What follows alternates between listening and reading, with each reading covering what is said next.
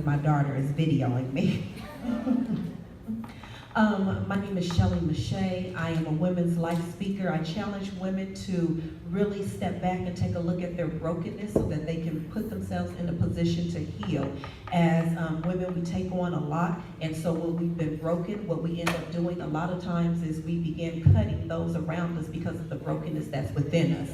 And so what I do again is I really challenge women to look within and to find out what is it that's breaking me and where did the breaking begin.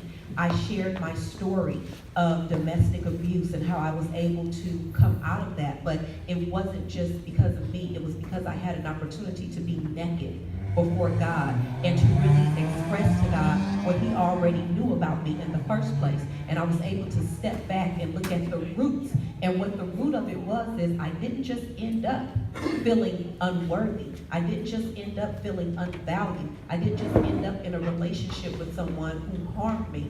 This had been planted and embedded since I was a child. And it started with abandonment from my own father. It started with me seeking and desiring, please, somebody tell me that I'm pretty. Somebody tell me that I'm worth something. Somebody tell me that you love me. And so when those things didn't come, it snowballed into other things that I never realized. And so what we did in my workshop is we talked about being worthy, about you feeling worthy, and you understanding that you're worthy. And I found my worth through the process that God took me through. And that process of worthy was God wants me. He wants me.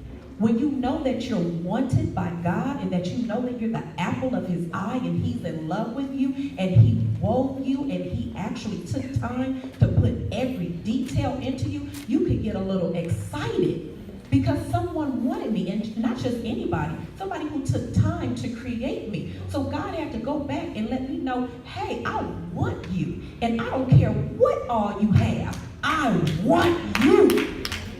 And then he let me know I ordained you. I ordained you for a purpose, because inside of purpose there is life, and inside of life is Christ. Christ is the life who has ordained the purpose. And so all three of those things are needed in order for you to know who you are.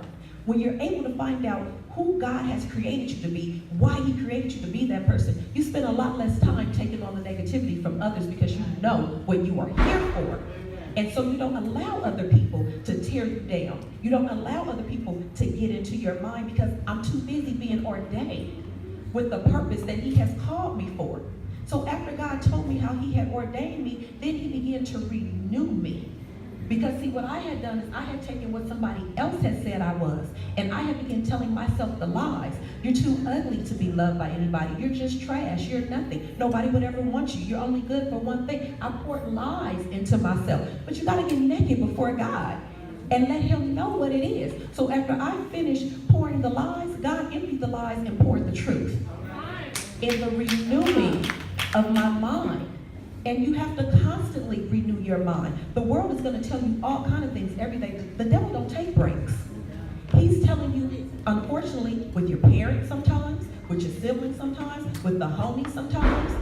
He's telling you everything with billboards of what you're not going to be, can't be, and never be. And so you have to renew your mind with God's truth. I am fearfully and wonderfully made. I'm more than a conqueror. I'm not just a conqueror. I am more than a conqueror. I am the apple of your eye.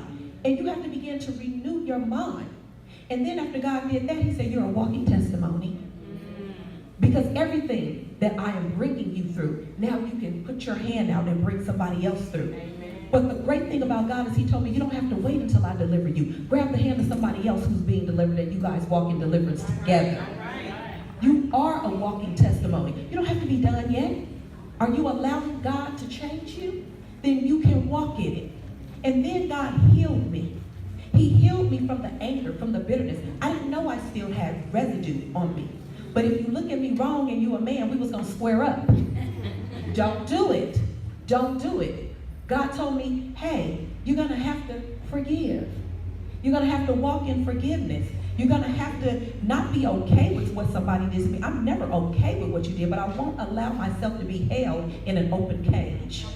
Because that's what unforgiveness does. And sometimes we have the residue of it. You think you've forgiven, but you haven't.